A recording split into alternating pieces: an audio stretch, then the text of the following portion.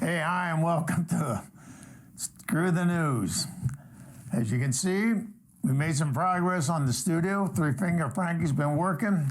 It's a little chilly in here. The heater went out, and Three Finger Frankie been working on it all day long. Didn't get it going.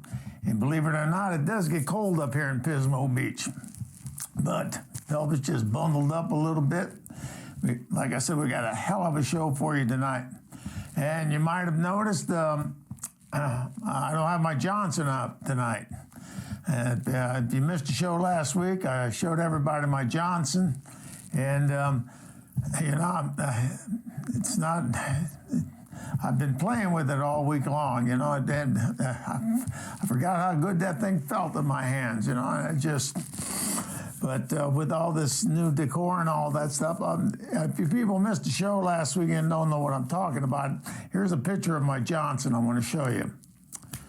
There it is. Okay, well, I found that guitar in a dumpster down in Austin, Texas. And I got to thinking about that today. I had that Johnson in my hand, and I'm strumming away on that thing, and it's feeling good, man. It just felt good to be strumming on my Johnson. And the thought occurred to me that in 1995, I went to South by Southwest down in Austin, Texas. If you're not familiar with that, every March, everybody in the music industry, they invade Austin, Texas, man. I mean, that place, the population almost triples, I think. I mean, everybody in the music industry goes to Austin, Texas in March for South by Southwest. Well, in 1995, I was a little late getting back in the country, and I wanted to go to South by Southwest, and I couldn't find a hotel room in that town to save my soul. So what I did find, and I was a little reluctant to take it, but I wanted to go down there for that thing, and I rented a place at Motel 6 just outside of town. Well, I flew down there and took a cab to the hotel, and I went up and took care of everything, put my clothes away and did all that, and took a shower and got ready. And I called for a taxi to go downtown, start the proceedings. Well, and this is the God's honest truth.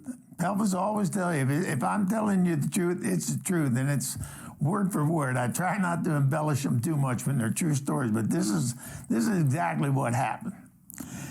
This taxi cab shows up, and I get in the back. The guy says to me, he says, where are you from? I said, well, I just flew in from L.A., but I've been touring, and I just got back to L.A., and flew in here today, and he goes, yeah, he says, I'm from New York. He said, I haven't been here too long myself. He says, I got this job driving taxi down here. He said, and this must have just happened because when men break up with their wives or leave their wives or the wives leave them, that's the only thing they think about, and it's the only thing they talk about for a while.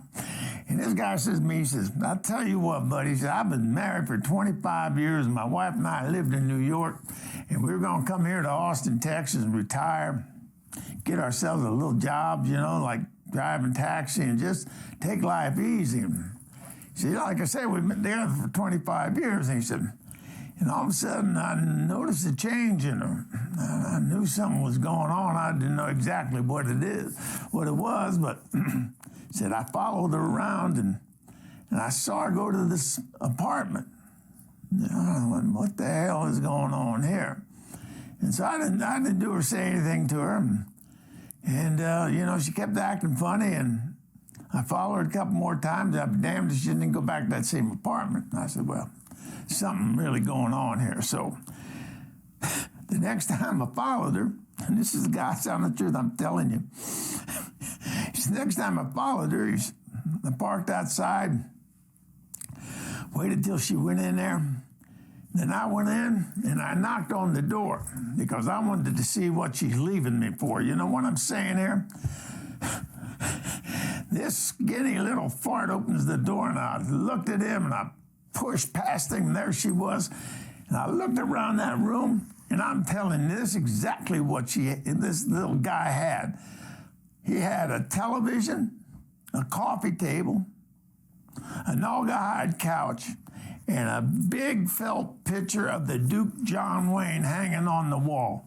And I looked at him, and I looked at her, and I said, it's got to be the Dick. I can't compete with that. I walked out. I haven't seen her since. I ain't going to see her. I said, well, buddy, that happens in life.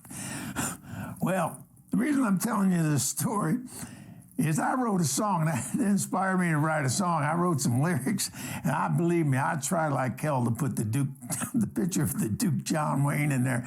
I just couldn't do it. Well, I never have recorded that song. And what I'm going to say to you right now is all you singer-songwriters and everybody out there, you email Pelvis at screwthenews2020gmail.com. It's right here on the screen. And I'll send you those lyrics. I won't tell you the melody. None of that. I'll just send you the lyrics. You put your music to it, sing that song, send it back to me. And we'll go through it, and we'll pick the best one out of the lot, like the pick of the litter there. And we'll do some production work down. I'll send it down to JCB Music down in San Diego, and we'll do something with it, and we'll play it here on the show, and then we'll do what we got to do with it to promote it, all right? So that's what we like to do with it. So send me your email address, and I'll send that out to you.